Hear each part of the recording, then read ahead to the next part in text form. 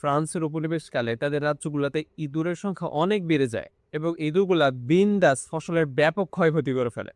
তো ফ্রান্সের সরকার ঘোষণা দিল যে যত বেশি ইঁদুর আমাকে ধরে দিতে পারবে তাকে তত বেশি পুরস্কার দেওয়া হবে। এবং এই ঘোষণা দেওয়ার ফলে ইঁদুরের যে প্রকোপ সেটা কমে তো নাই, বরং আরো বেড়ে গেল, কারণ মানুষ ইঁদুর মারার পরিবর্তে ইঁদুর পালা শুরু করছে, যেহেতু বেশি ইঁদুর ইকুয়ালস টু বেশি টাকা, এবং তারা টাকাকে প্রাধান্য দিছে।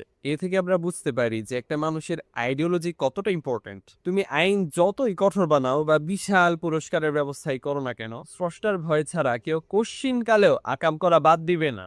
সো আইডিওলজি ছাড়া নসিহত করা ইকুয়ালস টু ফুটা বালতিতে পানি ভরা। এই ফুটা বালতিতে পানি ভরার মতোই একটা রোগের নাম সেপসিস। আমাদের বডিতে যখন কোনো জীবাণু প্রবেশ করে তখন আমাদের ইমিউনিটি সিস্টেম এগুলোকে ধ্বংস করে ফেলে, অনেকটা মশার জন্য কয়েল জ্বালানোর মতো। কিন্তু কয়েল জ্বালাতে গিয়ে আমি যদি বাসায় আগুন ধরায় দিই, এইটাকে বলা হয় সেপসিস। যখন আমাদের ইমিউনিটি সিস্টেম জীবাণুর পাশাপাশি আমাদের ভালো কোষগুলোকেও মেরে ফেলতেছে। বাংলাদেশে নবজাতক মৃত্যুর প্রতি 3 জন একজন এই সেপসিসে মারা যায়। একটা অ্যাডাল্ট কিং কোবরা সাপ যখন আপনাকে ছোবল দিবে তখন সে একটা নির্দিষ্ট পরিমাণ বিষ ইনজেক্ট করবে, কিন্তু বাচ্চা সাপ এটা করে না। যেহেতু বাচ্চা সাপ বিষ ব্যবহারে অভ্যস্ত না, সে আনলিমিটেড বিষ ঢালতে থাকে, ফলে বাচ্চা সাপের কামড় অ্যাডাল্ট সাপের কামড় হচ্ছে বেশি ভয়ানক হয়। এই সেম সমস্যাটা আমাদের মানুষের বাচ্চার ক্ষেত্রেও হয়। যেহেতু তাদের ইমিউনিটি সিস্টেম নতুন, ফলে এটা জীবাণুর পাশাপাশি নর্মাল কোষগুলোকেও মেরে ফেলে। এবং এই সেপসিস রোগের একটা সাইড এফেক্ট হচ্ছে সিএলএস বা ক্যাপিলারি লিক সিনড্রোম। ধরো একটা পুকুরের নিচ দিয়ে গ্যাসের লাইন গেছে এবং